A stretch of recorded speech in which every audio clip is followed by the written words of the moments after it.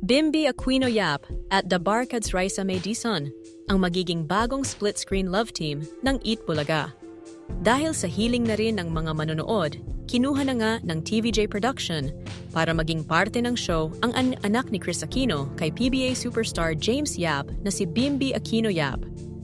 Ito nga ay para sa magiging tambalan nila ni The Barkads Raisa May Dizon na tiyak magbibigay ng ngiti at kilig sa mga manonood tuwing tanghalian. Hindi pa nga natin alam kung paano ang magiging takbo ng segment, pero tila nagbigay na ng pahiwatig si Bossing kanina nang tanungin niya si Bimby kung handa na siyang makisugod bahay. Okay, may mga okay? Bibi, ikaw ba ready nang makisugod bahay?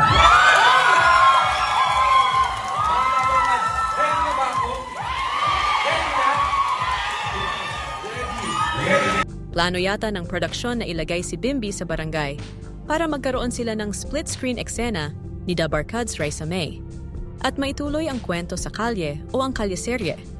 At mukhang makalipas ang mahigit isang dekada ay sila The Barkads Raisa May Dizon at Bimby Aquino Yap na ang panibagong split-screen love team ng Eat Bulaga.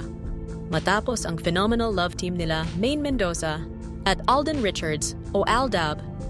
Pero di gaya sa Aldab, kung saan ang babae ang nasa barangay, binago na nila dahil lalaki na ngayon ang nasa barangay. Kaya naman, kaabang-abang ang pagsisimula ng panibagong serya na ito sa tambalan nila Raisa May Dizon at Bimby Aquino Yap. Abangan na nga lang natin kung paano ang magiging takbo ng kwento. Kaya naman panatilihing nakatutok araw-araw sa Eat Bulaga.